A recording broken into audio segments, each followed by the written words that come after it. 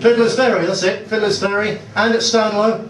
The protests there weren't for their own jobs, which in the end is an understandable, essentially selfish thing. They were for the rights of men, Englishmen, Welshmen, Irish, Scotsmen, Brits. They were striking and protesting for the right of their fellow British workers they'd never even met to have a chance of getting a job in this country. That's a sea change. That's a people that's woken up. That's a people that said, enough, sod it. Now we're going to fight, because we can't stand being pushed back and back into a corner anymore. It's a huge sea change. And then in Luton, I don't know how many of you have seen on the internet, because the BBC didn't show very much of it, because the Brussels Broadcasting Corporation, the Blatant Bias Corporation, doesn't usually tell us anything like the truth. So you have to go on the internet to see that gang of extremist Islamic thugs hurling abuse at our soldiers, and then all of a sudden the native crowd, and for that matter also with Sikhs and Hindus and West Indians, assimilated and decent members of ethnic minorities, turning on those traitors. And they are traitors because they carry a British passport. We're constantly told they're British, and then they turn around and oppose us like that. And according to the British Ministry of Defence, there's 4,000 British, in inverted commas, Muslims, have over the last couple of years been fighting against our boys and girls in Afghanistan. So that they've said it's actually a bizarre mini-civil war going on over in Afghanistan, where on the Taliban radio you hear Brummie accents and Yorkshire accents and probably Blackburn accents and East London accents, and you hear the same accents without the innits, which is how they always speak. You hear basically the same accents on the British radio networks as well. And there's not a battle anymore between Afghans and Brits. Incidentally, we shouldn't even be there. It's nothing to do with us, what happens in that country whatsoever. If they want to oppress their women, that's for their women and their decent, liberal-minded men to deal with. Why on earth should one British mum have to have her son come home in a coffin for all the rights of all the peoples of Afghanistan? It's not our war. We shouldn't be there at all. But while we are there, the fact that it's not even anymore a war between us and the Afghans, but it's a war between English British lads and Pakistani British lads fought over there. It's absolute madness, and it's also a sign of things to come. And the civil war that has kicked off over there will come home. Civil wars always do. Civil wars have a habit of coming home. Both sides at present are being fully trained over there. Both sides are being blooded over there. And the ones who come back of them will take it out, not on soldiers, not on policemen, but on white kids and white girls, their nearby neighbours.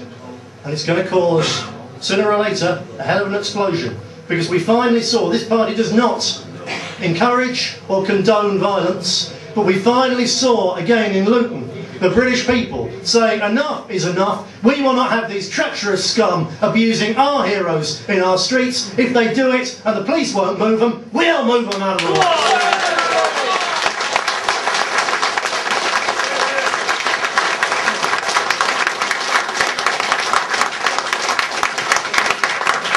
Let me make one point crystal clear. When I say we, I'm saying that is what the British people are saying. This party's job is to mobilise that anger into legal and peaceful political action, and to diffuse any hotheads who are thinking, well, look at what those people were doing down there, we'll go and smash the window of the local Pakistani restaurant or whatever tonight. That is not what it's about. That's not what we want to see. That'll be used to demonise us. It'll be used to demonise English resistance. It'll be used to give the state and the police even greater powers to clamp down on those of us who protest. We're here to organise the fight back politically, and believe you me, if those fools and traitors and crooks at the top of the police service manage to take us out, which they will not, they would actually be removing a safety valve. And when the whole thing blew up in their faces, they would regret taking out this party, as a matter of fact, but they are not going to, because we're made of far tougher stuff than they can possibly imagine. Because they've forgotten what it means to be British, we have not. So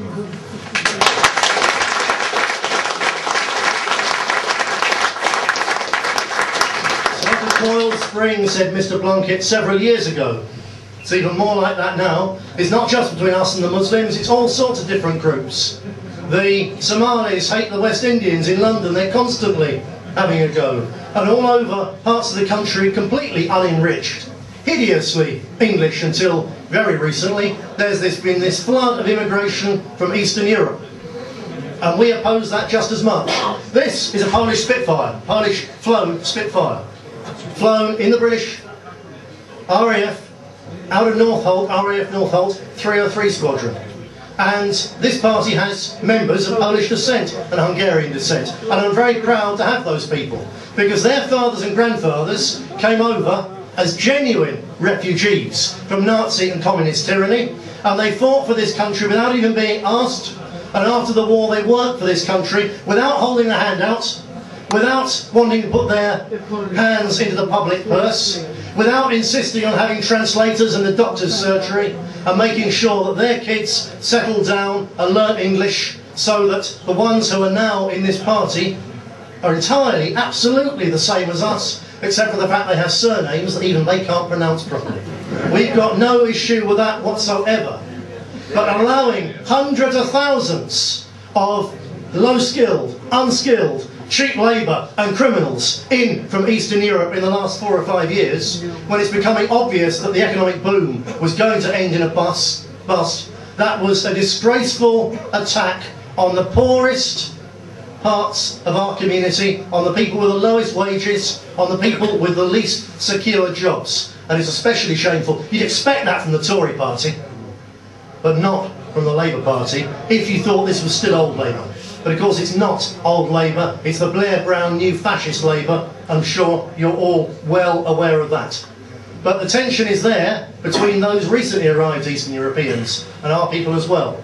So much so that although you won't, I'm sure, see it on the BBC, down in Hereford tonight, there's a family mourning the death of their 17-year-old son, who was beaten to death by a Polish gang last night in the small garrison town of Hereford. Haven't got his name yet. Actually, he died at 10 AM this morning when they switched the life machine off. His girlfriend, an English Hereford girl as well, had her arm broken, and the police are saying this was not racially motivated.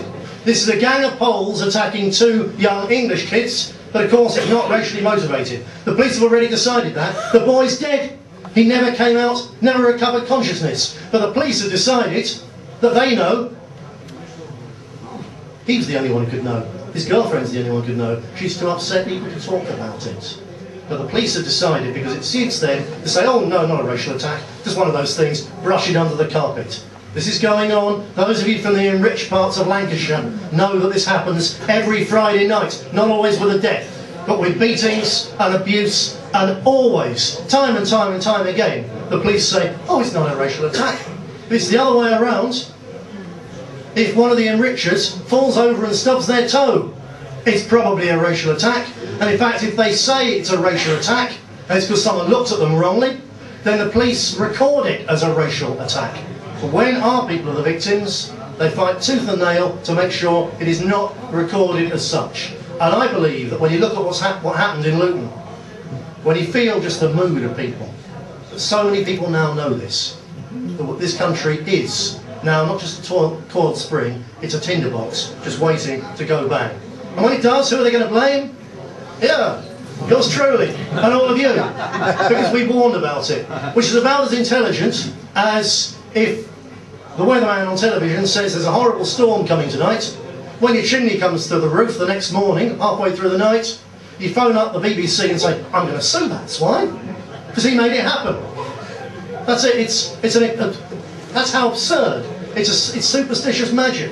The idea that people who say something is going to happen, make it happen. It's an utter, fantastical nonsense. Most people grow out of that sort of thing about the age of 5, but not the people who run the BBC, and not the other politicians. So we'll get the blame, that's for absolutely sure, and as I'm sure you all know, it's not our fault. We've been warning about the consequences, the inevitable consequences of unrestricted mass immigration for decades. Personally, I've been doing it since 1974, when I was 15, when I first got involved in the nationalist cause. There's a few people in this room tonight who've been doing it even longer than that. And everyone who's been a member for the last year or so have been doing it in their own way, with their own activism as well. We're the ones who warned about